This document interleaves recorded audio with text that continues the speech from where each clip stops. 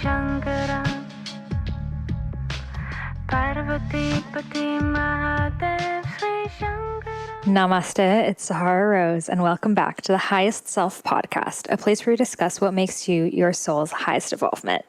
This episode is brought to you by Ayurveda. Ayurveda is a modernized Ayurvedic supplement company that takes certain issues that we have, such as mood, joints, immunity, digestion, and creates these custom little packets exactly for us, infusing ancient Ayurvedic herbs with modern vitamins and minerals. I take the mood formula daily. It is great if you work a stressful job, had adrenal fatigue, ever suffer from anxiety or even depression. And it really heals you from a fundamental and holistic level. So if you want to try it out, head over to Youveda, YOUVEDA.com. Use the code Sahara and you'll receive 35% off your first order. And they now ship to almost every country globally. So check it out if you live internationally. They may be shipping to your country too. And they just added India, guys.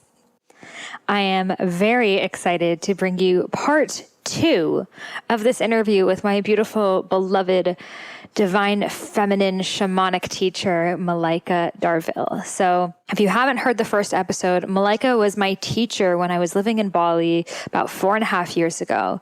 She is the most powerful soul, spiritual warrior that I know. She is not only of the shamanic path, but also of the tantric path as well, and really of the earth medicine path, and allowing earth's wisdom to come through us and to reconnect to our bodies, our wombs, and to honor the womb of this planet, and to see her as this living being that is alive, that is calling for us to help her, and that we are her children who must honor and worship this beautiful mother that we have all been born from, this planet Earth. So in the first episode, we talked a lot about, everything. We really, listening to Malaika speak is kind of just like, we're like warping to this other dimension. This interview ended up being 2.5 hours long, which is why it's split up between 2 episodes, because when you listen to her speak, she will just take you to so many places. You feel like you are tripping and you are completely sober because she's so intergalactic. So this was our continued conversation from the last one, speaking all about Earth and what are the drug uses in this country doing to people, and how we can reconnect to our bodies and to this planet. And ayahuasca, is that right for people? Who is it right for? What is her energy? And so many beautiful topics. So really listening to this episode is just like sitting in a room, like sitting under a teepee with Malaika and just listening to her grandmother, what medicine come through. She is a grandmother, by the way. And it is just such an honor and privilege to be able to share her voice with a larger audience here on the Highest Self podcast, because she has been so transformational in my own life. So without further ado, let's welcome back Malaika. So the last topic I really want to get into, which we were just speaking about a few days ago, is addiction. Mm-hmm. And addiction is something that is massive right now, especially in the U.S. with the opiate addiction, not just opiate, with Xanax and Ambien, and also with sugar and food. So can you talk about the spiritual cause of addiction and how we can conquer it? So any addiction is really coming from a need that's not being met. And, when I was only 23 and living in Africa, I had the realization of how addiction has been used to manipulate and control humanity.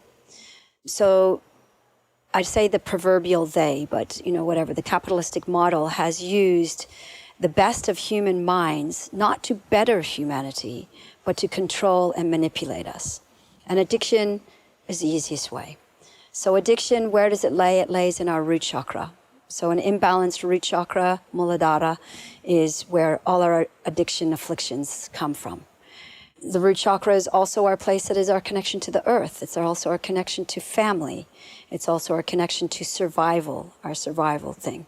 So an imbalanced root chakra is then going to lead to addiction.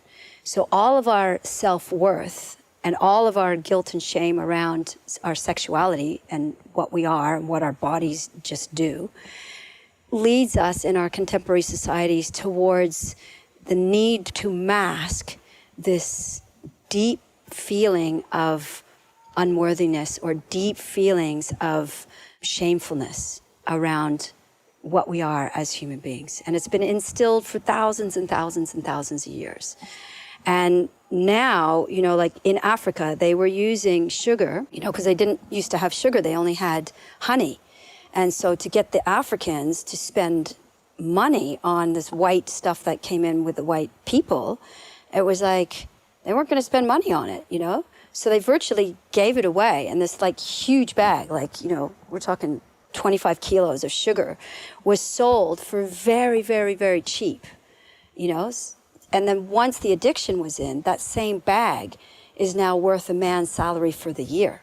But somehow he will find the money to buy that bag of sugar even before he will look after, you know, the needs of the children or the family. But the bag of sugar, everyone's got one of those. And, you know, so, and it's very easy to control people then, you know, to control the behavior, to control everything is like through this addiction. And it's covering up like a deeper need for things. And physical addictions like opiates and benzoids and things that are chemical addictions that the brain gets actually addicted to becomes even harder to break these addictions. So the pharmaceuticals, they've realized this. They've been studying this, you know, in animals and making poor little animals suffer for thousands of years, you know, or hundreds of years to see what chemicals do what in the brain and how quickly the human being can get addicted to this chemical, because then they've got a permanent client. You're going to constantly put money towards that addiction, consciously or unconsciously, and they've got their market, you know, sorted. And, you know, I realized in my own life, I used to smoke roll cigarettes every now and again, but I was in denial that I was an actual smoker.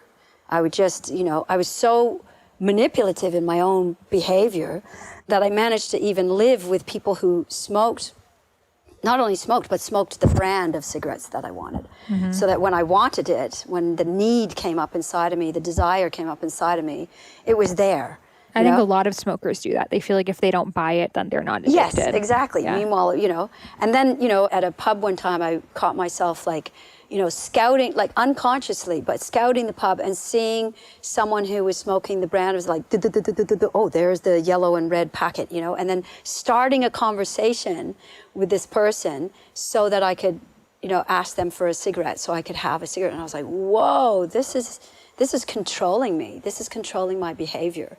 And I mean, I'm an extremist and the shamanic path has been my path. So I did an extreme thing to break that addiction, which was called an overnight burial. And I'm not advising that or anyone to do that. What's an overnight burial? It was like digging a grave in the middle of a jungle like this, you know, to go out and dig a grave in Australia. And I was buried in the earth with just my face sticking out of the earth. I lined my offering back to the earth was the tobacco to break that addiction. And I was buried in the earth for 17 hours. I stayed in the earth. Yeah, it was like a Vipassana meditation crammed, 10 days crammed into that 17 hours. And I've never, ever touched it since, you know, like it was like something larger than life rising up inside of me going, don't you ever touch that again, you know? And I've had the opportunity of working with people with addictions in America. And, you know, one of those was a opioid. And that was like an eye-opener for me into the world of what's going on with chemical addiction. And I felt so much love and compassion and also so much rage towards the people who are manufacturing these things that are very addictive very quickly, you know, and it requires a lot of will, you know, your own personal will to break an addiction. But of course we have that and we can do that. And there's a lot of support out there to do that. And that's again where I see community, you know, because it's like all the needs, the normal needs of a human being, as I was saying before, of like children need other children to play with. Women need other women to talk to. We like to talk, you know, and we're trying to turn our partner into being our psychotherapist, our analyst, our lover, our breadwinner, and he's supposed to be a good father and play with the kids and put the kids to bed at night and get up and go to work again. So everyone's suffering in this whole paradigm, you know, versus like in the community, you know, even if it's a broader sense of community, but places where people gather and can share, satisfies this deeper need that most people are not even aware anymore that what is the need that's not being met? They're just taking the substances that society is offering without even knowing what it is that's lacking. They just, there's just a void. There's something that's not being met. A lot of people say that when they come and do the trainings or come and do my workshops, that they have this experience of, wow, something is fulfilled that I didn't even know was empty, before. But that, so it's that kind of like longing, the humanness longing. That's, I feel like every human being longing for these, interconnectedness. Our interconnectedness with nature, just putting your bare feet on the grass and running around like you did when you were a little kid and feeling that, that joy of being alive, and most people just don't get to feel that anymore. Now we're having children with depression and putting children on all these chemicals. And I've also worked with adults who were those children, addicted to chemicals like from a very early age, and then at 18 or 19 deciding, bugger this, I'm not going to do this anymore, quitting cold turkey, of course, going into all kinds of body stuff because they've been on chemicals for so long. So then they get into street drugs, heroin and ice and all these other street drugs, and then finding themselves in these clinics, where I've had the opportunity to work with young people in these clinics where they, and it was interesting because I was hired as a musician originally working there and playing music with them on a Sunday. And I was watching them, picking themselves because they're all coming out of withdrawals and scratching themselves and just uncomfortableness in the body. You're coming out of addiction is not easy because the body, you have to do all this work has to be done in the body. And so, the good news is there's so much hope on the other side. The bad news is the only way out is in. So, you just have to commit yourself to doing this journey going in. And, with these young people, I decided that I'm just going to forget this music thing and I'm going to just dance with them. I'm going to just do like a mini watered down version of Five Elements dance with these people. And it was amazing. They all opened up and shared their stories, like all this, with me, and just shared so much stuff. And the day after, when they were with like the top psychoanalysts and the top psychiatrists and the top body workers and everything in America, and those professionals were saying, well, we don't know what they did on Sunday, but whatever they did, do it again, because they were like different people on Monday. So, it's fast tracking. Shamanism, these modalities of embodied modalities are the fast path to breaking all these addictions and realizing, like taking a step back and seeing that there is a force per se, whether it's a capitalistic model force, pharmaceuticals have more money now than governments do, to keep us held in these places. And so when you bring yourself to having that awareness that they don't have my best health at their heart, but they do have the addiction at their heart to keep you buying more and more drugs. And, like any addiction, you might start with one, but one's not going to satisfy that same need in the physical chemistry of the brain. So you might end up in 2, 3, 4, then a new type of drug and another one and another one. Hey, that's good money for the company, right? But it's not necessarily good for your health. And so when we can have that greater awareness, then we can come back again to the body and say, what does my body need? And a lot of people are covering up their traumas, their pain, their wounds, their things they don't want to face with drugs, alcohol, the next peak experience, the next thing that's going to get you higher. Even look at our languaging around drugs. I want to get high. I want to get out of it. I want to get plastered. I want to get numb. I'm getting jacked. Faded. I'm getting faded. Yeah. All these, think of the terminology that we use. And it's all, what are we doing? We're numbing, we're jacking, we're fading, we're hijacking our own life force energy because we're afraid to feel. And, the powers that be know that it's a big journey, to feel and to feel everything. And that's really going to be our way forward as a species on this planet. And to realize that, we've been gifted as the higher consciousness on the planet in the animal kingdom, but we are still part of that animal kingdom.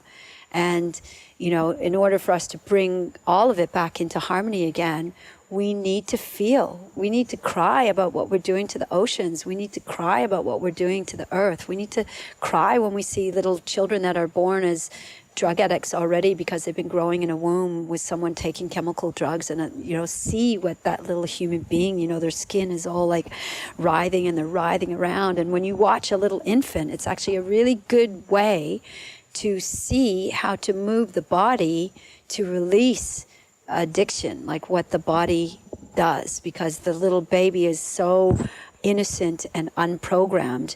It's just in its natural state, and they're just like squirming and unwinding all the fascia, all the tension, all the places inside the body to come back to its natural state. So we can heal from addiction.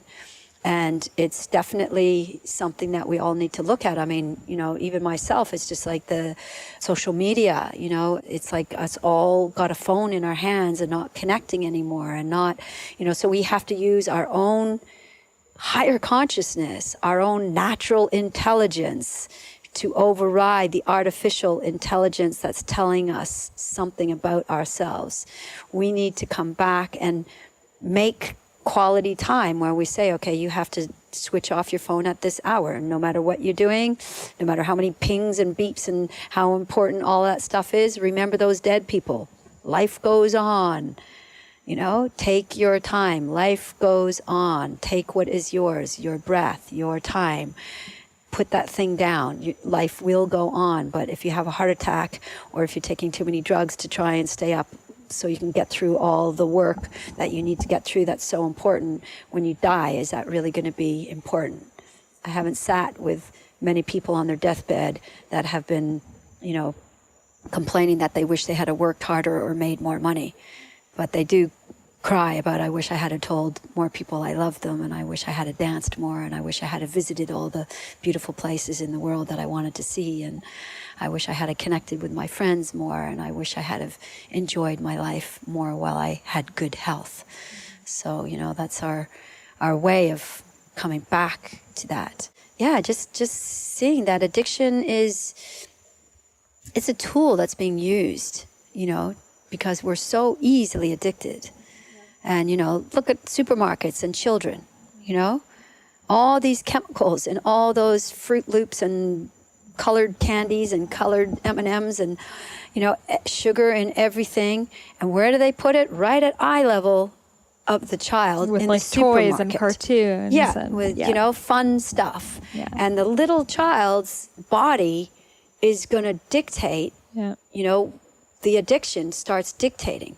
So, and if it doesn't get fed, if it doesn't get its little fix, it's going to become a nightmare. I mean, mothers, you see them experiencing this all the time. So there's a force that's doing that, that's putting it intentionally right there at the child's level, knowing that the mother does not want to be shamed upon by society that, she's got this kid that's throwing really is an addict, a little drug addict, that's throwing a temper tantrum at the checkout going, I want my Kinder Egg, I was one of those kids, like so addicted to junk food. Yeah, and then I would scream and cry and my mom would just get it. And then I knew that worked. Yeah, exactly. And that's, that's been part of the marketing and advertising for very, even for adults, like chocolate and coffee. Yeah. Like I realized I would after every meal need my chocolate. And I was like, oh, okay, it's like cacao. But then it would be from one square to the whole, and then like a bar of chocolate every single day. And without it, I was like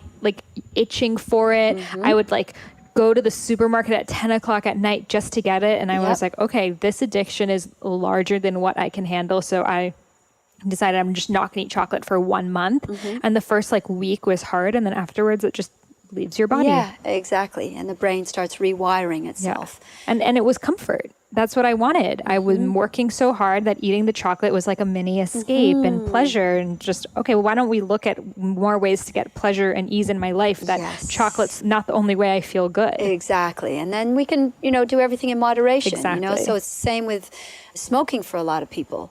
Like in Australia, they call it, smoko. I'm going for my smoko. And smoko is a time they can take a break. Right. They're on smoko. You're allowed to take a break because you're doing something. So it still comes back to this doing instead of being.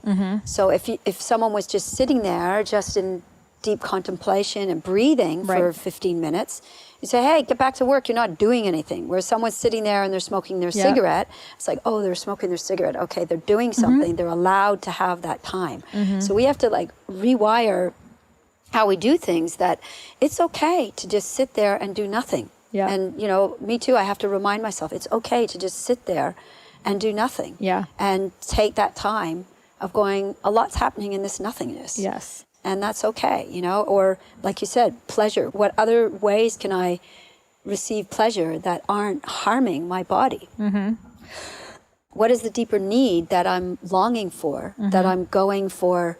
You know, I have to get blotto is another word, you know, in Australia, I have to get totally blotto to enjoy myself. And people feeling like that's the only way that they can find pleasure in their lives. And then they have regrets because, you know, they do crazy, stupid things that they wouldn't do. But what is that? It's like by getting out of the way, all the taking alcohol or a drug or something that helps you to get out of the way, that helps you to let go.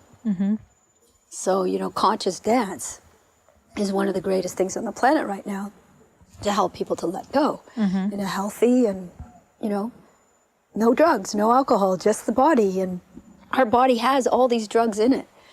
Naturally, we have dopamine, we have serotonin, we have the feel-good medicine right inside of us.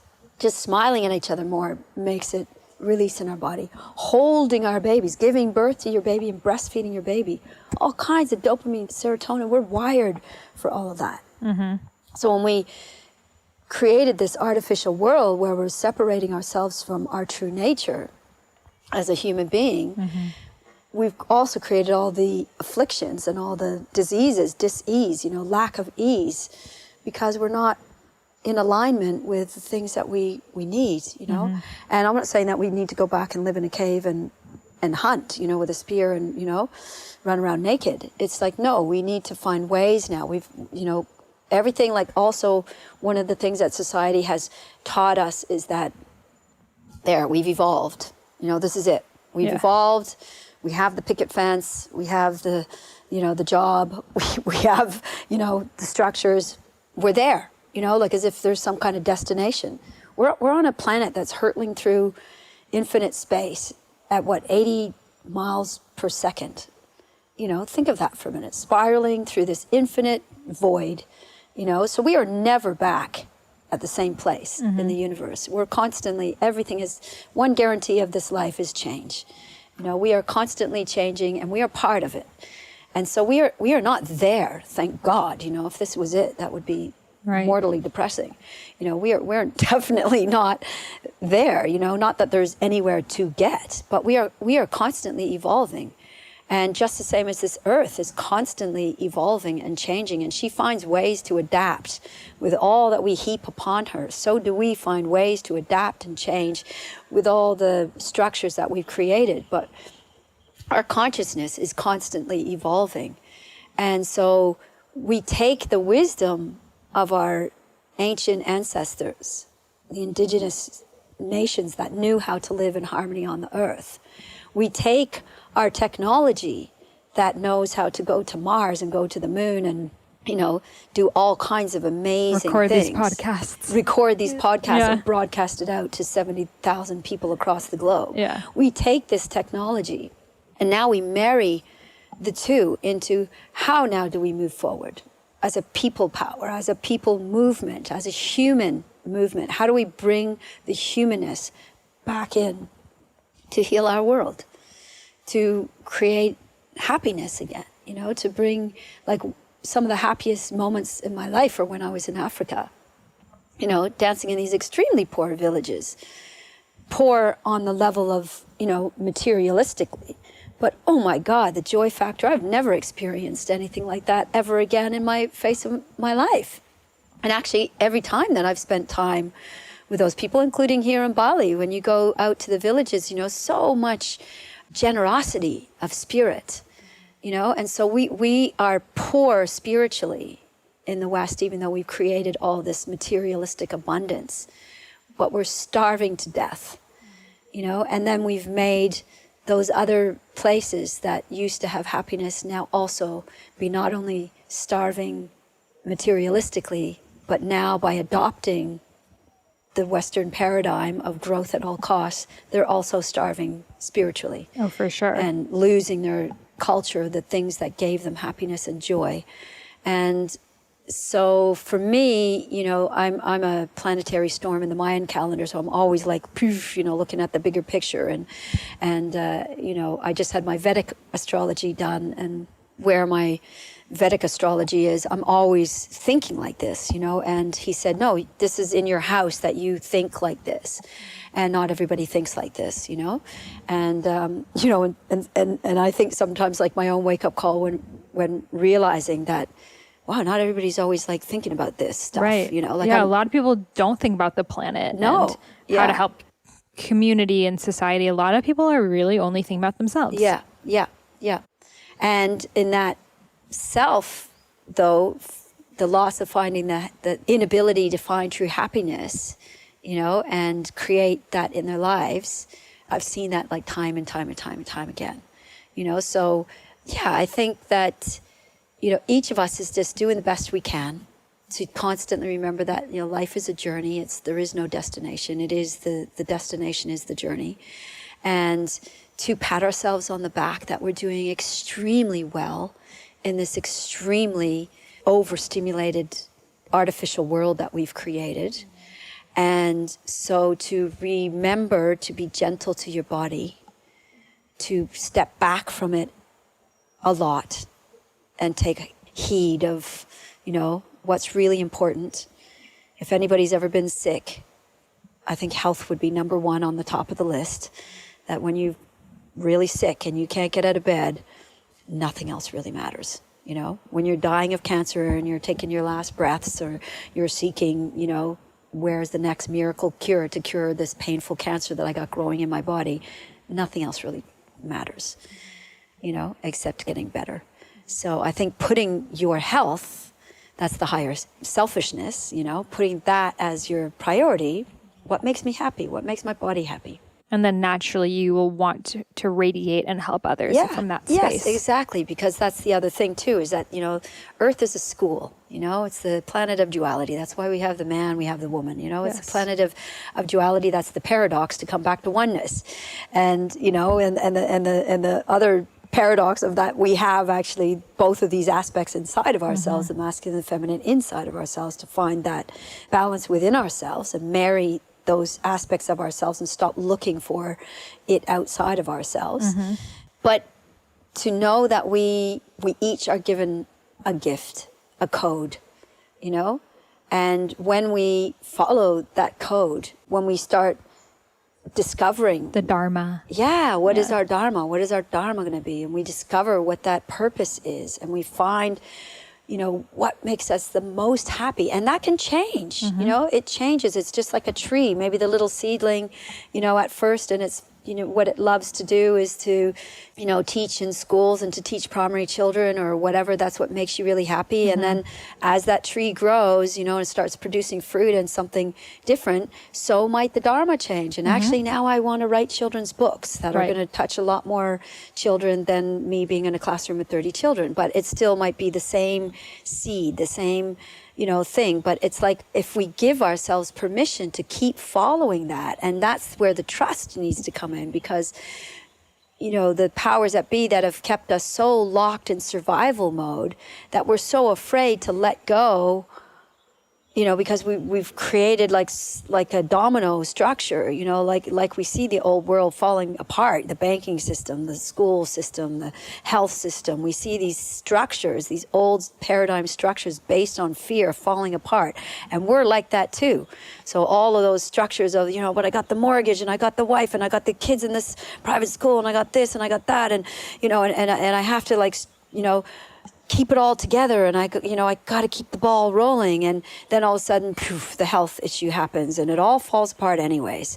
And then what's, you know, again, comes back to what's important. Well, maybe I should have listened when I was being told that maybe those things aren't so important. Maybe the kids would actually just be more happy if I was actually home with them more and spending more time with them, and we just go off camping and, you know, spend time in nature and go, you know what, that was the best holiday ever, and it didn't even cost hardly anything, but we were just in nature having fun and connecting with each other. And, you know, that's what people are longing for. It's like they're longing for this interconnectedness that is missing out of our contemporary societies largely.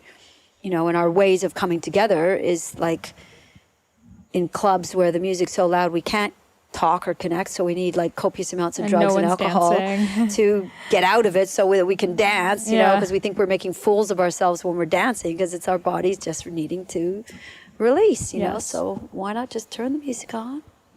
Yes, just start dancing in your room, not waiting. I think a lot of people are like, oh, well, I don't have a dance class near me, or they're like waiting for permission to dance. It's like, you can do it while listening to this podcast. You can be having a conversation and moving your body, because when you're super in touch with your body, you're always dancing. Yep, that's right. And the same with, you know, yoga. People think that, oh, you know, I don't own a pair of Lululemon tights and my body's not the yoga type and I can't put myself into any of those structures. No, yoga is about stilling the mind. Yoga is about the marriage between the breath and the movement. So you can do the dishes and do the dishes yogically with a real total awareness and focus, and that will take you to the path of enlightenment. You don't need to be sitting on a rectangular piece of rubber with 50 other people in a class, you know, which is wonderful too, and the entrainment of like being in a class is wonderful, but you don't need to have that in order to have the experience.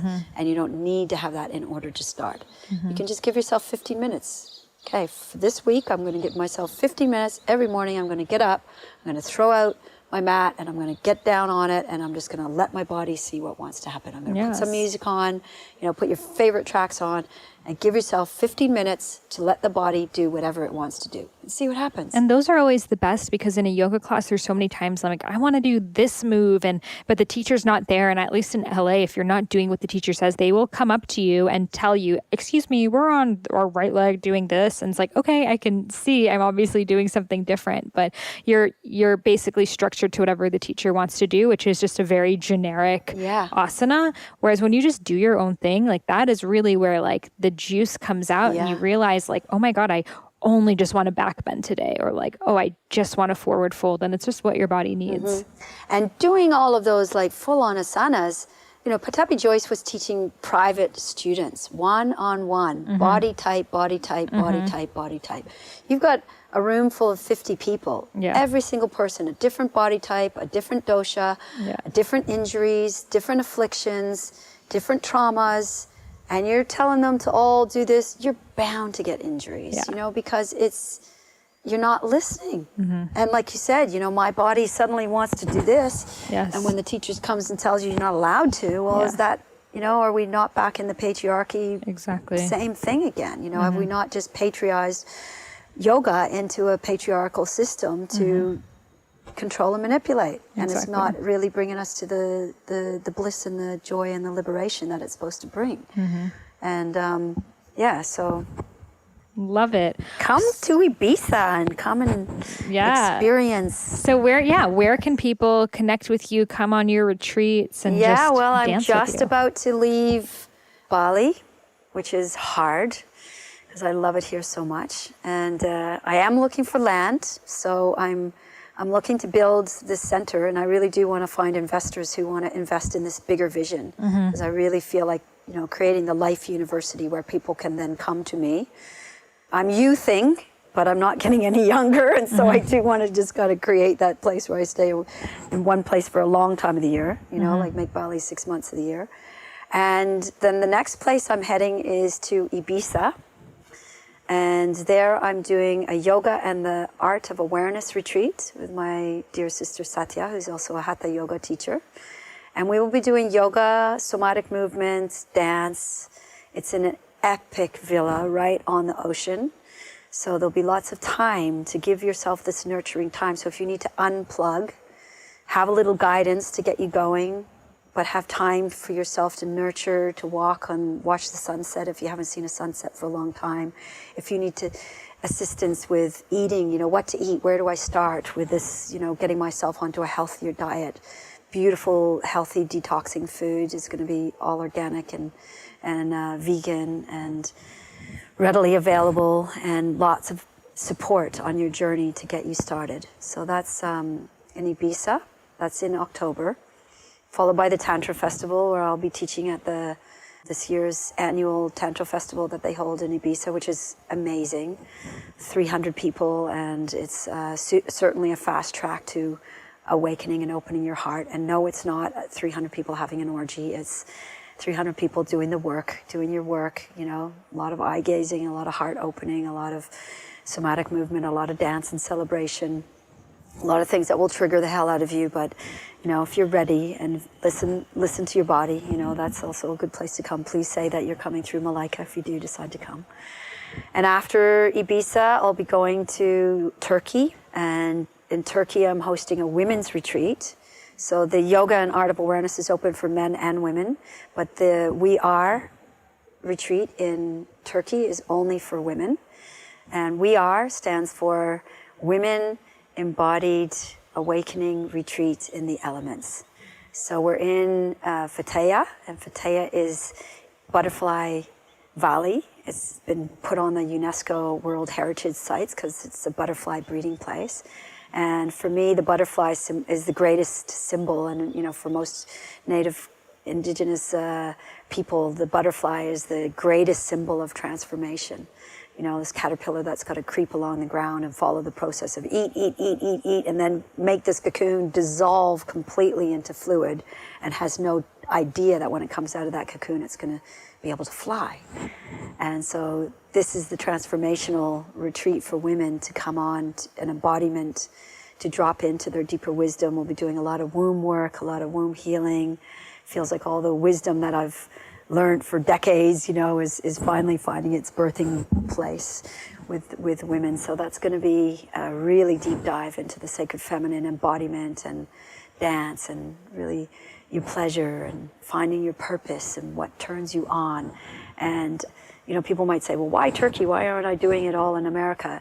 You know, I'm divinely guided by spirit, and, you know, I find myself going to these places to do retreats when there's one, for myself and for the people coming to receive the codes of that place energetically, and two, the work that is being done in those places is also then putting that energy into the field or the grid of that place.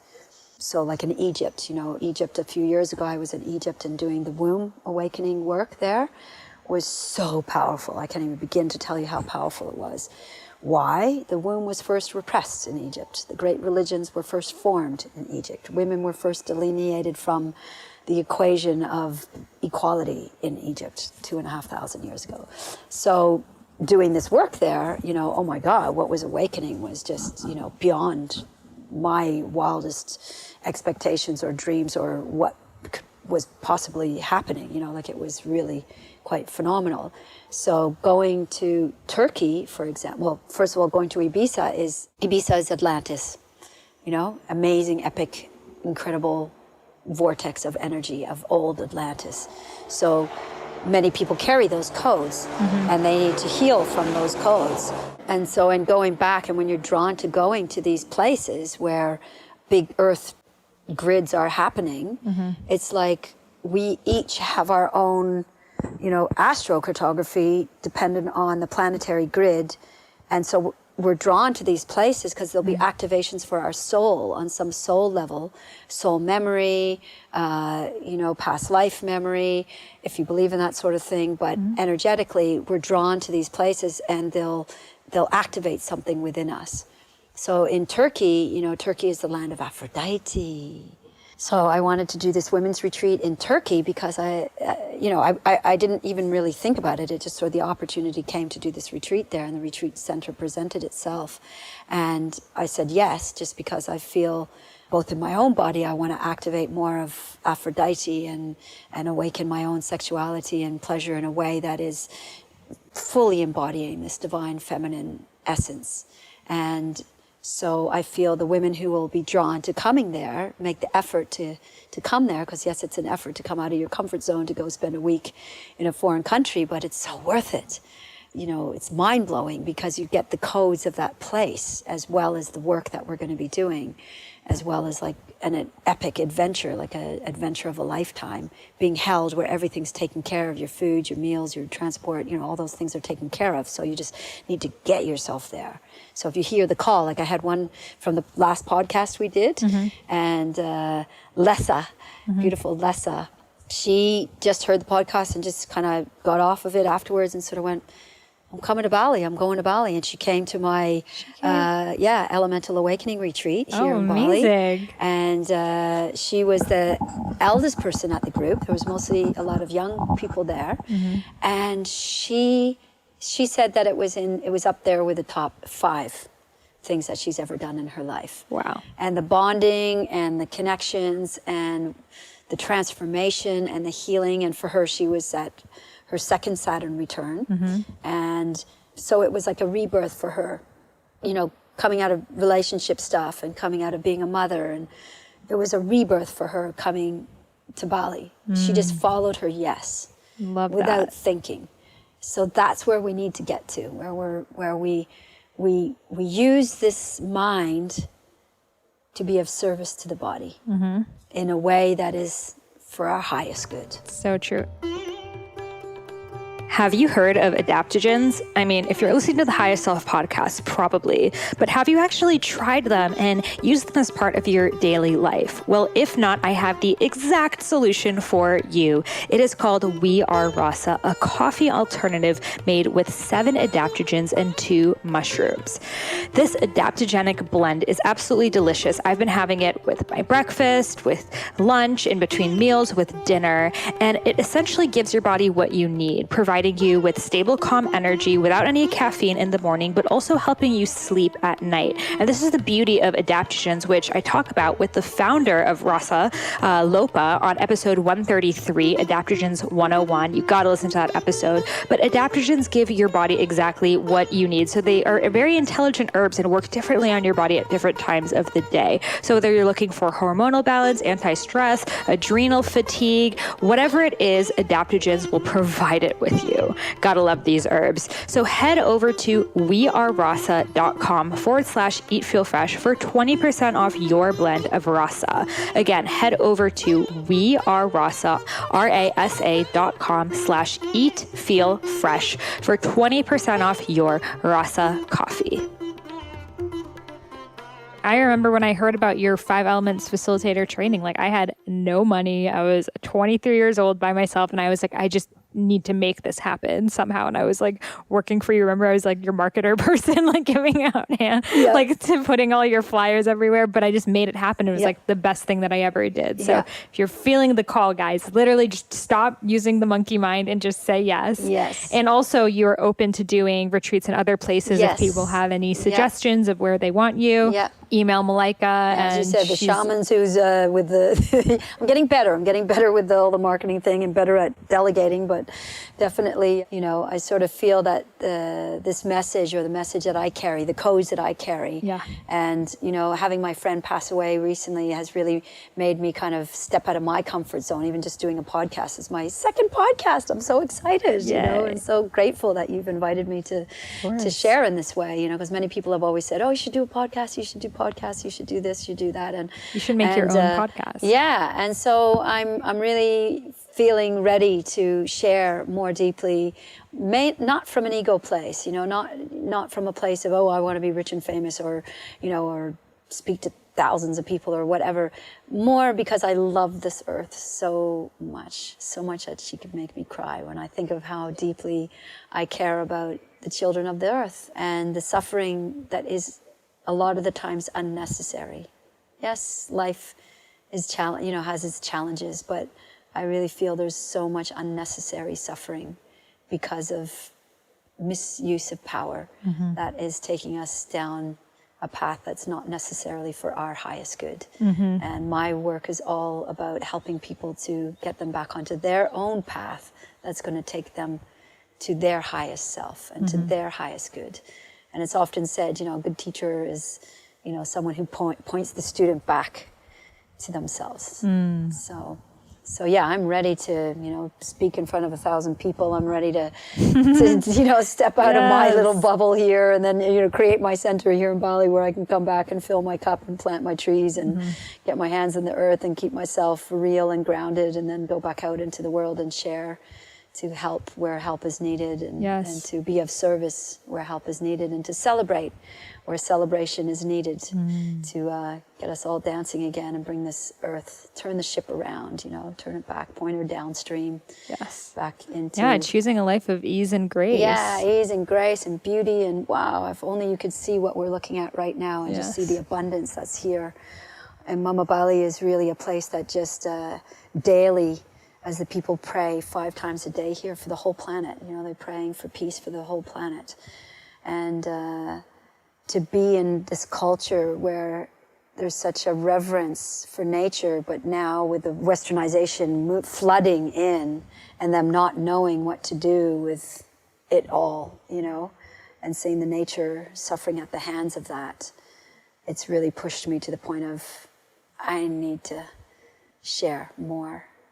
So, yes, and I think all of us are earth protectors, and that's really why we're here and why we feel called. And, it's so important that we take action, because sometimes we can stay in this complacency of this, everything's going to figure itself out. I don't need to do anything. And I can see sometimes the spiritual people go that way of just not caring, and true embodied spirituality is to see yourself as a warrior and protector of this planet that we are so lucky to inhabit. Yeah. Because if we can't breathe anymore, then none of us are going to have, a job. Exactly. There's no breath work if there's no trees, guys. So, and I, and again, it's that finding balance. And again, I think it's tuning into those codes that we carry, that each one of us carries. So when we tune into what we're really here, the real purpose of why you're here. And so it doesn't mean that you might be the one sticking your hands in the dirt, planting the trees, but it might mean that you are using the technology to help send, seeds or food or whatever all around the world, or, using that technology in a really good way, or coming up with creative ideas of how to deal with our plastic scenario and plastic nightmare. And, so it's really finding wow, this really makes my heart sing, or helping those young girls to fall in love with their bodies and realize that they're perfect just as they are before they go and have plastic surgery to have their yoni design agina happening, or before they have something done to their body that they might regret later on in their later part of their life, but they're just being pushed down a path that's telling them there's something wrong with them. And you might be the one who comes along to tell them that you're so beautiful, you're so extraordinary, exquisitely beautiful, let's dance together. And they come back to it themselves. I was doing exactly that just last week at a retreat, a yoga teacher training, and taking them on this journey. And, at the end of it, this one young girl who was, quite big in her body and quite disconnected from her body. And at the end, when she shared in the circle, what was her aha moment in the journey, she was just with a smile from ear to ear, oh my God, I'm so excited for the journey I'm now going to go on with my body, and the conversations I'm going to have with this body just from this one experience that's now woke me up to the fact that I'm in a body, and I've never, she was just so incredibly disconnected from it before, that the comfort eating that got her to the size that she was in was just because she didn't even feel what was going on inside her body, so it was just, I was just had tears in my eyes, because she was just so happy to say she's coming back home. That's beautiful. And that's, what it's all about. That's just coming back home, so we can come back home to earth and finding our purpose. And it doesn't have to look as grand and grandiose as the next person's. It's what's important for you, what makes your heart sing, what brings joy and happiness to you. Yeah, I remember on your facilitator training, you assigned me to dig the hole with my hands and really get my hands in the dirt and under my nails, because I was so I don't want to get dirty and stuff. And you were no, you have to just keep digging the holes. That's going to be your job. And that helped me so much, just get grounded and connected to earth, and less in my head, because in Western society, you don't even see dirt anymore. The grass is manicured or even fake, and you're living in boxes and cars.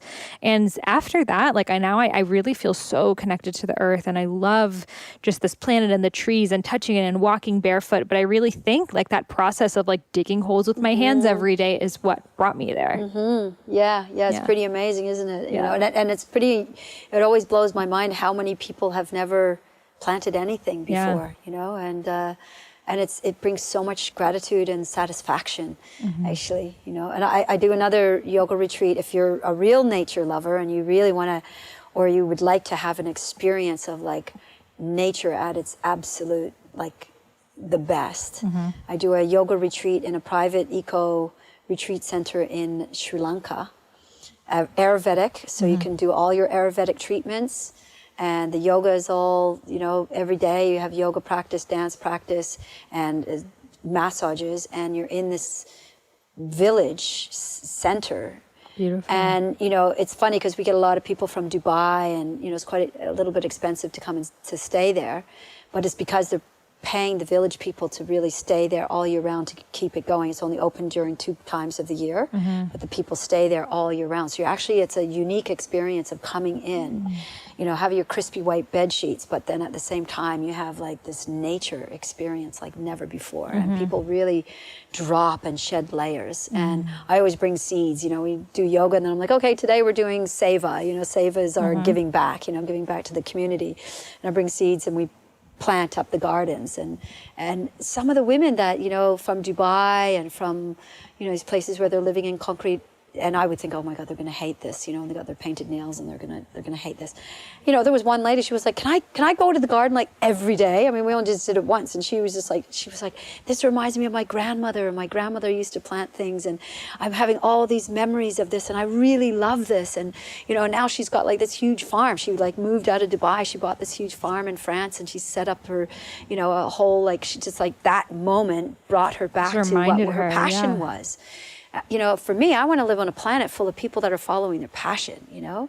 And it's like, whatever it is that turns you on, like, trust it and follow it, and, you know, and see where it's going to take you, because it's going to take you on a journey, and it's going to be not what you expected, but it's, you know, letting go of those expectations and just being able to trust and follow your heart, you know, follow your passion and follow what feels good in the body. And just remember that this body is designed to thrive. You know, we didn't get to become a super species, you know, by not following our instincts, our instinctual nature. We got here by having community, looking after each other, and by deeply listening to the body of where we needed to go. We had to have that sixth sense to get to where we are as being a super species on the planet, overtaking the whole planet.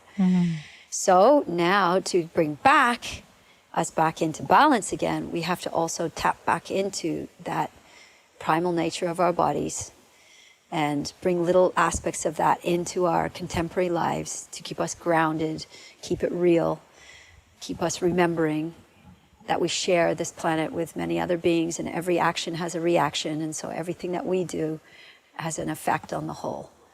And and I just love how grounded you make it, because so many spiritual teachers, it's so airy and it's so like about ascension and are we Pleiadians, and it's like all this like extraterrestrial stuff, which could be cool, but okay, what does that mean for us today? How is this going to make the world a better place? And I feel like if you can't connect it into real life some way, what is the point? Yes.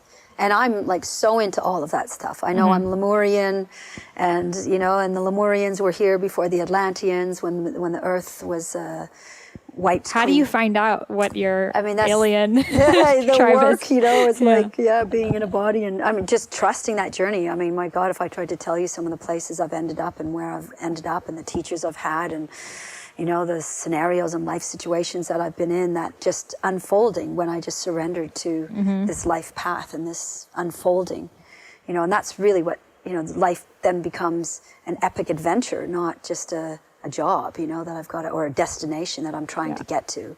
It's like, I don't know, I'm going over to America and I'm heading back out into the unknown again, It's like, yes, I have things in place and I have retreats and things lined up and things in place, but I also allow big gaps of, I don't know, I'm allowing... Because you're going to be in New York. Going to New York first, in July the 13th, I'll be in New York City. Okay. And I get to do the introduction for the dance lab, for the ecstatic dance on July the 13th, and for the New York City ecstatic dance. And so I'm thrilled and honored that I get to do the first hour. I'll be the first DJ. And see my grandchildren that are there. My son's acting and doing so well, and he's grown up so connected to nature, and yet now he's extremely successful actor and living in both worlds. And so knowing that I raised him with these morals and ethics, and knowing that he's now living in this other realm, and yet he's still so incredibly grounded. And that's what a lot of people say, like that. So we can do both, and I think that's the balance. It's like if we spend too much time just dwelling on, entities and angels and, and out there in the cosmos, we forget that we have a body. And how many spiritual healers do you see, and they have a lot of body ailments because they don't spend enough time in the body. And then if you get people who are just all about the body, and they're just always spending time like, I gotta do this with the body and do that with the body, injuries and physical stuff, imbalance again. Or then people who just spend too much time like always in the mind and always theoreticizing everything and analyzing everything and want to know everything. And, scientists who, think it's a great thing that, we've like perfected the human being through the, it's like, no, you've lost touch with reality, dude. It's like, no. I heard a scientist saying, they're like, trying to work on like creating a pouch for women. So like instead of like growing your baby in your womb, which then is, birth is so painful and, and all this and that and everything, and like it's grow like, in these pods. grow in your little pouch. You could just like unzip and take the baby out and not have to, go through this. And I'm like, dude, we're created so perfectly. We are created so perfectly. We are billions of years of evolution. We are perfect in our physicality. And that's what we got to remember. And the physicality is so perfect. And we just need to align with it. Yeah. And align with that. And then the spirit, which has been disconnected and separated from the physical matter. And that's the true path of Tantra. That's why it includes our sexuality, because it's the path of the feminine. It's bringing in the union of the body being the temple, the body being the physical place, the body where the awakening happens. And if we look at all our great masters, where did they awaken? Buddha sitting underneath the Bodhi tree for 41 days. Jesus out in the Sinai desert in nature. Muhammad out in nature, out on vision quests. This is what indigenous people did, vision quests all the time. They knew this, that the psyche, the human psyche, in order for us to evolve and grow, we needed to take time out from regular everyday life, from the hunting, from whatever they were doing, to go sit in nature, to have your wake-up call and receive your download from your connection from source or God or the goddess or life force energy or whatever you want to call that which has created all this and this miracle that we are existing in. We each can have our own divine awakening and connection with that. And I truly believe that the second coming or whatever is not going to be in an individual again. It's going to be a massive awakening. Is already happening, and meeting some of these new little children that are just like so awake already. Don't put them on drugs. Don't put them in school. It's like, listen to them, watch them, Yeah, this next generation of kids, it's amazing. So many of them are rejecting meat from the get-go. So many of them just have such high states of awareness and compassion and empathy that it's like our earth is trying to like self-regulate and fix itself by like sending in these star seeds to like help us with the situation. Yeah, and that's why, what I believe, we're also having like more solar flares are happening now than ever before in the history of humankind, or our recorded history that we ever know of. So what happens when there's a nuclear explosion? Like if we're too close to it, it mutates the DNA, right? And then, people have deformities born, like Chernobyl and, all these terrible atrocities that have happened with misuse of nuclear energy. So the sun, the solar flares, those are nuclear explosions happening on the sun, on the face of the sun. And that energy, everything connected, like magma, like we're in this field of plasma. And so that is mutating our DNA, which is awakening our consciousness. We're actually having, that's why anthropologists and archaeologists can't find it in the bones buried in the earth. We find clues of when changes and things shifted, but we can never find, why did this happen? How did we go from this to that? And how did we... So it's connected to the solar flare-ups. Yes, connected to our consciousness, which you can't see. It's not a physical thing. Our consciousness is. It's like, and that's what's evolving and changing. And as, these new starseed beings are coming to the earth because the frequencies are shifting and changing. And really, each person needs to remember that would the creator, this creative life force energy that's put you here to just to suffer and to not enjoy, the creation at this time on the earth. And when we're in this, from the Vedic point of view, it's the end of the Kali Yuga, and we're like, when things end, they seem to seem worse than when, we're right in the middle of it. So we're sort of seeing all the old structures falling apart. We're seeing the worst of the worst. For me, the child sex trade is the worst of the worst of how far away we've come from what we truly are. So I feel these things that are now being exposed in our face for us to wake up and say, okay, we've come so far away from what we truly are. And I do believe that just like a rubber band that gets stretched is, to its absolute limits of how far away from what we truly are, but in a split second, when you release that tension, comes back to what it truly is. So I almost feel that is what Source is also experiencing itself through us. Each individual through us. We are an aspect of Source. And so there is no light or dark. There is just experience. And it's experiencing all of it. All of it is love. And all of it is having this experience. And now as we're becoming further and further away now, the solar flares are starting to come. And it's like, we're going to be returned back to stewards of the earth, our original blueprint of why we came here, to be the stewards of this earth, to admire the beauty and be part of that beauty. And that's where art and music and dance and creativity really, a resurgence of all the arts, because that's when we are gods and goddesses, when we are creating. And, when I go to all these ancient places and you see, here in Bali, the art, the creativity, well, where does all that come from? When there's sustainability, when you're not in survival mode, art and creativity can flourish. As soon as you're in survival mode, the first thing that gets chopped is all the art and music and dance and fun things that keep us, happy and wholesome. And so, taking a look at our own individual lives and going, well, where am I stuck? Am I still stuck in that survival mode? Am I moving my energy back up into thriving? And so there's lots in there. So much in there. And it's the split between the lower self and the survival reptilian brain and the higher self, which is operated by joy and love and compassion.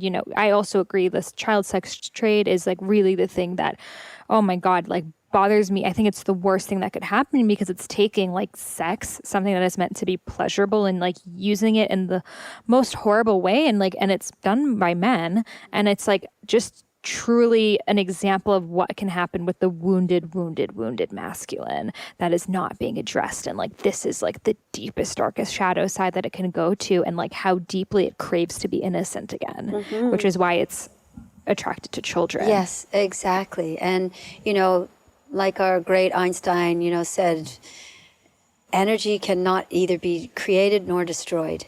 So we are everything is frequency and vibration.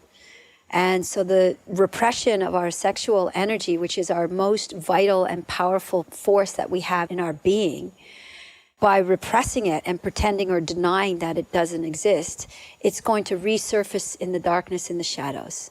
And so what we're seeing in the world is that shadow. All of that crassness and, the distortions of what our sexual energy is what we're witnessing that. And like you said, it's a plea, it's a cry to return us back to the innocence again. And for women, I feel more than anything, we really have that responsibility to not sexualize yourself in the way that the industry has sexualized women. We are sexual beings. Just you being you are a sexual, incredible embodiment of the divine sacred feminine. And you don't need to do anything to that to manipulate it and distort it to receive love. Right. Yeah. There's such a sexualization of women from a young age, like these 12-year-old girls putting padded bras and lipstick, and it's like feeding into this culture. Yeah. Feeding into this culture of that we're not good enough just as we are. And so, it's up to moms to teach their daughters that you're right from the word get-go. As soon as they're born, you're perfect. Just keep reminding them every single day, you're so beautiful. Lots of touch, lots of massage. I loved watching how the Africans with the little newborn babies, and just so floppy, like just massaging their groin as much as massaging under their armpits, as much as massaging their face, and then covering them in powder, and the whole body. The whole body is sacred. And coming back again to that of like our whole body is sacred. And healing the wounds that have come from that repression and that, making it wrong or bad or something naughty or something, that we're still carrying these deep wounds. And then the pendulum sort of swinging so far the other way of then the overtness of like, right, I'm reclaiming my sexuality. I'm going to have sex with every single guy that comes. It's like, no, that's not honoring your womb. No. That's not honoring your sacred feminine. Your sacred feminine is, she needs to be respected and she needs to tune into her womb. And, the womb, just like anything, can become damaged and tarnished and distorted when it has not been respected in that way. So, that doesn't necessarily mark liberation, being sexually promiscuous for anyone. It's just about bringing the balance. Again, it comes back to embodiment. What's right for me in this moment? Not what my mind thinks, not what I think I'm going to gain from this experience or this or that or the other thing, but actually asking my body, is this right for me right now? And maybe sometimes you're going to get a no, and that's good. Yeah. No is a good word, and yes is a good word too, So just learning to listen and receive those impulses that come from the body that tell us, yep, yes, good, go for this. Yeah. And then learn to follow it. Yeah, so much of this feminist movement is like free sex, like with the birth control, you can have sex with whoever you want. There's no repercussion, but you're literally like, would you let someone into a temple that hasn't honored, that hasn't given the offering, that wouldn't worship at the steps of your yoni? And if they wouldn't, why would you want to carry their DNA for the next 7 years? Yeah. Just like, they take their shoes off before they walk into the temple. And, why would you want to be drugged and out of it and drunk and, for this sacred act? Sure, of course, we all go through that in the carnage of, our sexuality sometimes. But I feel like now, even that, the paradigm of relationship is shifting and changing on the planet. And we're coming back, and it's up to women to love their bodies and respect their womb space as the most, your womb is what birthed all of humanity onto this planet. Exactly. So we need to be the ones to teach our partners and our beloveds how to treat our bodies by knowing our own bodies and by loving our own bodies for what they are. And then, the masculine will bow and be bowing at the feet of the goddess. Which is deeply healing for them as well. It's what they want to do, but so many women haven't put themselves on that pedestal, so they don't even know that exists. Yeah. But they're still yearning for the mother. Yeah. So, there's definitely so much of the conversation that is now sparking and seeing that we're both masculine and feminine is in no way weaker or more submissive or softer, but it is also the womb, the birthing canal, the Durga, the lioness, and it's nature. Fierce feminine, the fierce protector, Exactly. Pele, volcano that's birthing new earth and just rolling over.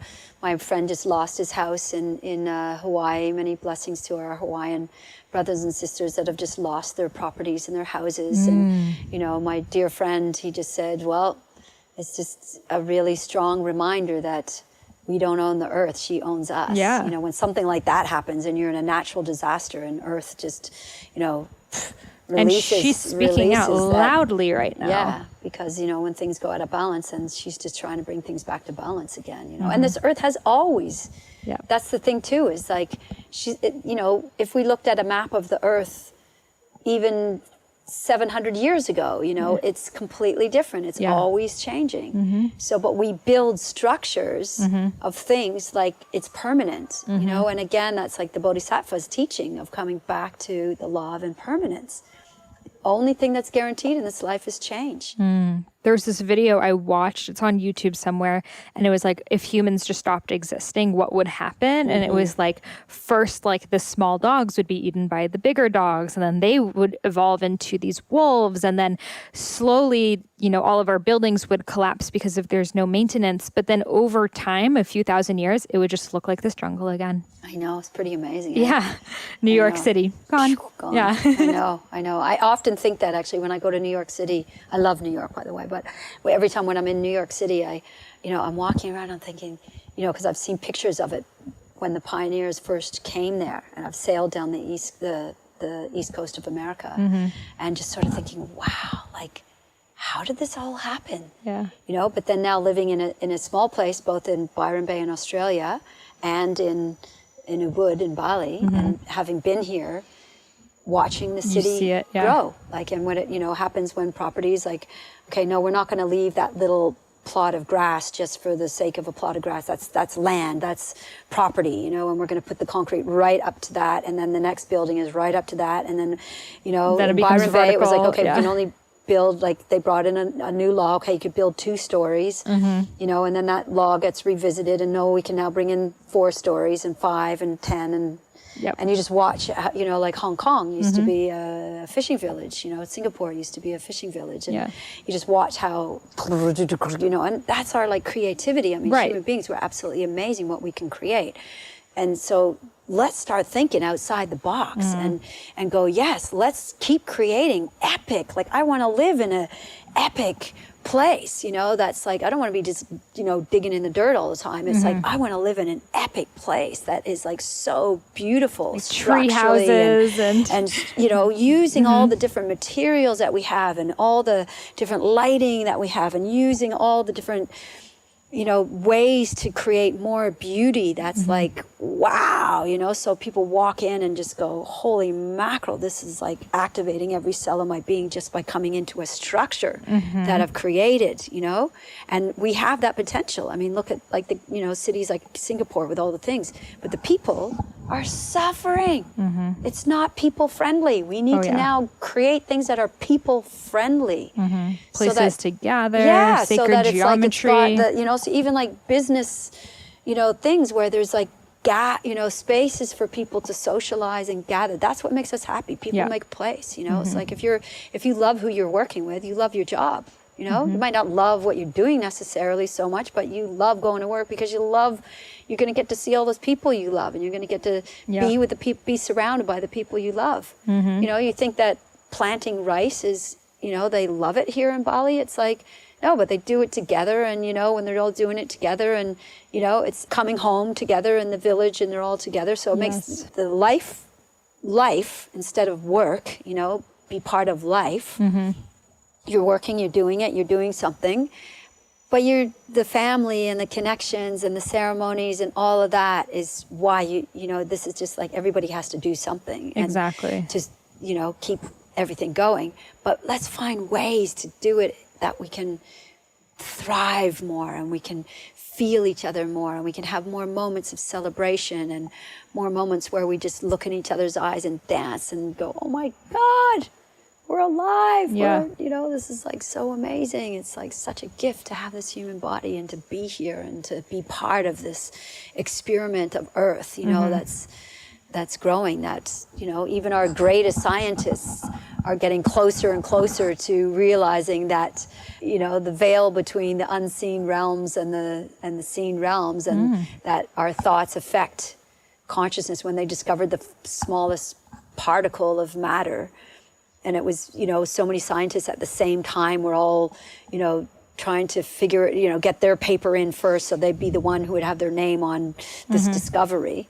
And basically all of them came to the same conclusion at once, in China and Russia and America, that how they thought the particle would behave. So in our Western scientific paradigm, we write out, hypotheses and a prediction of how we think that whatever we're testing is going to behave. And basically all of them came to the conclusion that whatever they thought, how the particle would behave, the particle behaved like that. So basically coming to what the sages have been saying for millennium, what you think affects your reality, and shapes your reality. So somehow collectively we have thought up and dreamt this dream, including the child sex trade, including the wars, including the starvation, including the beauty, including all of it, has been our own manifestation and our own dream. And so that means we're that powerful. We can dream whatever we want. Yes. So every day, on a daily practice, what am I dreaming? What do I want to manifest? How am I going to, share my seed, my gift with the world of my little piece of creation that makes me happy. Yeah, it all starts with a thought, and then that thought becomes what if maybe, and starts to move through the chakras, and like, oh, now I really feel it and I want to act upon it, and then you birth it out into the world. And that can go the negative way too, of having a negative thought and then acting on that and turning it into a murder. Yeah. So like, this is why, like, for people who are like, I don't believe in law of attraction, it's not that you're just thinking it, you act upon what you think. Even if you don't notice, even if it comes out in this crazy, millisecond, whether it's suicide or, meeting your lifelong partner, but it came from the subconscious thought at first. Yep, we are powerful, powerful, powerful creators. And that's where, again, coming back to the addiction, that we need to break, control your addictions so they don't control you. And then when we are doing that, it's like then we can harness that, our will, and when we align with our higher self, then we are in communication with this higher self that's existing, of what is for my highest good, which is always going to take you in the direction of your light and your life, and what's going to make you thrive. And then you use your will to stay on path and just keep following the signs and picking up the crumbs. I mean, Sahara Rose here, you are absolutely amazing. A manifester of like having a thought, coming to Bali, coming and doing the training. I'm going to do this book, and just needed that little tweak to make it all happen. And now look at you. I mean, sitting here and it's incredible. Yes, yeah. It's incredible. And you're on your 4th book now. I mean, it's absolutely incredible. You are, and this is, you are of the younger generation, compared to me. I mean, you're definitely of that younger generation that's coming through, like you think my generation, 50, around 50, still largely our parents were really suffering from the war, and that's why we need to stop the wars on the planet. Every time another war is going on the planet, I just think, it's not so much, it's the people. Another generation of numb, frozen, shut down, traumatized people. Every time a bomb goes off, we're never going to have peace on this planet as long as we're dropping bombs on people. It's not going to happen. We have to stop that, because I come from that generation. My father grew up in the war. His mother grew up during the war. And a lot of people, but this next generation is kind of growing up in a different era, and the era of the laws of manifestation being birthed and being re-realized and reawakened. And I'm so blown away by the young people that I'm surrounded by. I am in awe and reverence, continually bowing to their feet of like, wow, you know, because also they're old souls, you know, coming through, and you're such an old soul, you know, writing your 4th book on Ayurveda before you've even gone through your first Saturn return is like mind-boggling, you know. Well, it's also like my parents are both from war too, and like my mom seeing like the war in Iran and like becoming a refugee, like walking by foot to leave that, and then like seeing like, okay, this is what my life will look like if I just live by survival mode. And then coming to Bali and seeing people like you and all these people like living their lives and doing what they want. And I'm like, wait, do your parents like know you're here? Like this happens? And then it just like blasts you open to a whole new paradigm of existence that we wouldn't know if we just stay in our comfort zones, which is why leaving, going on retreats, going on Vipassanas, whatever it is so essential. And I think that heals all addiction too, because you won't have your refrigerator late at night, and you won't have your cigarettes or your ex-lover that you keep seeing, or whatever that addiction is. When you're taken out of that on a retreat or whatever setting, it's like, okay, it's just me and I need to deal with whatever comes up. And you're supported. Yes. And you know, it's like the timelessness can happen because you're suddenly in an environment that is supportive solely. It's like you're giving yourself that spiritual time to go to address all these things without all the distractions of your normal everyday life that pulls you this way and that way. And the last thing on your to-do list is take care of me. Right. You know? Or like, oh, let's meet for coffee. And it's like, oh, 45 minutes on the dot, gotta go. And it like becomes, it's like not even a connection. It's more of like a checking in where you're like, this is what's going on with me. That's going on with you. Okay, glad we met. And it's not this like deep soul of like what's really going on with you, because that takes time and layers to unfold. And even in a retreat, it's not even in the first few days, it's like the very end. And you know what's so funny, at the yoga retreat that I teach in Sri Lanka, in Opata, so they have all these day beds hanging everywhere. And one of the most amazing aspects of it, even though they more than easily could have it rigged up with electricity, they choose to have no electricity there. And so, you know, even Nikola Tesla, who discovered electricity, he also discovered technologies to protect us against the harmful effects of electricity that it would have on the human body. But he was killed before those technologies came out and just the electricity was taken. So when people come through these gates of this retreat center, they're all like, wow, this is amazing. They're all like buzzing, and I can see it in their auric field. It's like static electricity, you know, it's just like little sparks all over. And then by like day 2 or 3, like after a couple of massages and a Shirodari oil treatment and eating Ayurvedic food and yoga classes and a yin class and a dance and a swim in the lake, and you know, they're just like in that day bed, and just everyone's just like snoring and sleeping everywhere. And it's like, I think a lot of the afflictions that people are dealing with is just actually exhaustion. Exhaustion for sure. You know, that we're pushing the human body to do, and we don't have this being time, whereas like in the darkness, I remember even my own children when they came, you know, and when you're in the tropics, it gets dark at like, you know, 6 o'clock, it's darkness time already.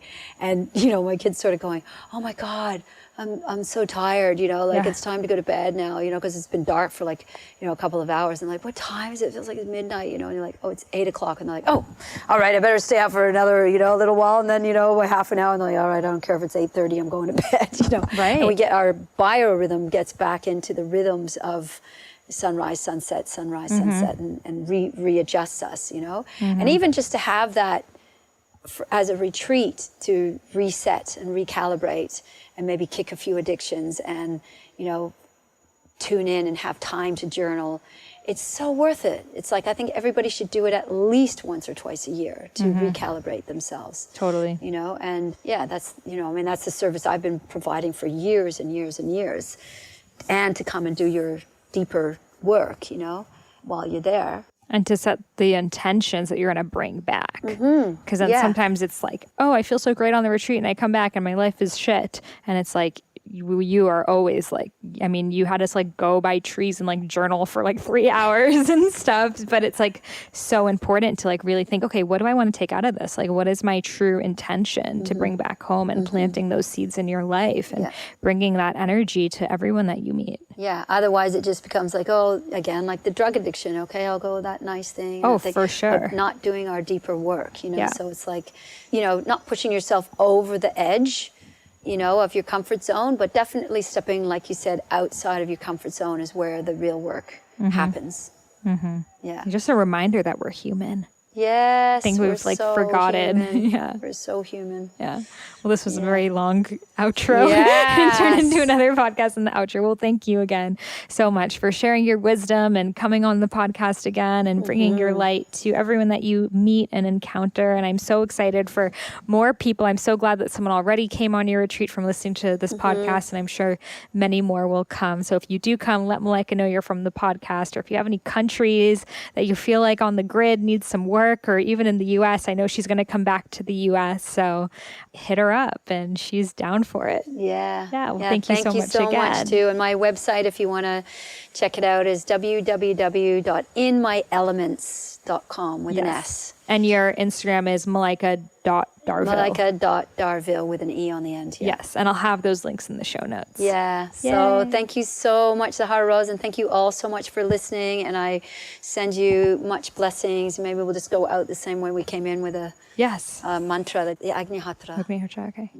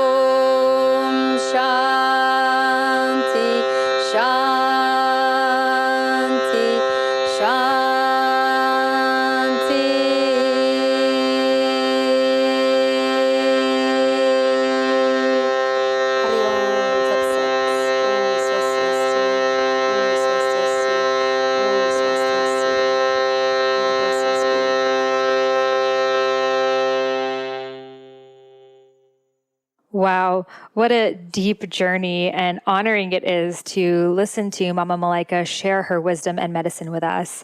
And right after this interview, I ran off to a photo shoot that I was supposed to be on. And guess what? That's where my boyfriend proposed to me and became my fiance. It was right after this conversation. So you guys right now just listen to the very last words that I heard as a maiden, which is very, very special. And this conversation was exactly what I needed to get me ready for that role. So if you love everything Malaika said, you want to learn from her, you want to dance with her, you want to journey with her, head over to inmyelements.com, plural.com. And there you will find all of her retreats. She has upcoming retreats in Ibiza, Sri Lanka, Bali. She has her 5 Elements Facilitator training, which I did, and I highly, highly recommend. She hosts Cacao ceremonies all around the world, which has been so transformational and powerful in my life. She does amazing African dance workshops, which are super, super fun. She does Tantra workshops, coaching, Lomi massage, cord cutting, soul retrievals, blessing your home, water dance. I mean, really, if you're looking for anyone to hold sacred space, Malaika is your person. She is the real deal. She is someone you can trust. You know, in this world that shamans are very masculine and sometimes can be scary, she's someone that you can fully give your all to. And she's not using any type of plant medicine. The only medicine you're using is that medicine which exists inside your body. And guess what? You can go just as deep. So head over to inmyelements.com to check out her offerings. You can also email her right there on her website. She is open to coming to teach a retreat here in the US. If there's anyone that wants to come help her organize a retreat, she's willing to offer you a discount, because that's what I did when I was back in Bali. I worked for her and would help promote her, and so I had no money to do her facilitator training. So I really recommend that for anyone. And if you know a place that would love to host her, we can organize a Higher Self podcast retreat with her. She's open. She is down. She is a citizen of the planet. So head over to inmyelements.com, reach out to her. And again, it is such an honor to have her here on the High Self podcast. If you loved this episode, I would love to send you a free gift, which is the first half of my Eat Right for Your Mind Body Type ebook. This is an unreleased book, different from my book, Eat Feel Fresh. All you got to do is leave a review on iTunes, take a screenshot before you hit send, and send that screenshot to me at Sahara, Sahara, at eatfeelfresh.com. And I will send you back the first half of my unreleased book, Eat Right for Your Mind Body Type. Namaste.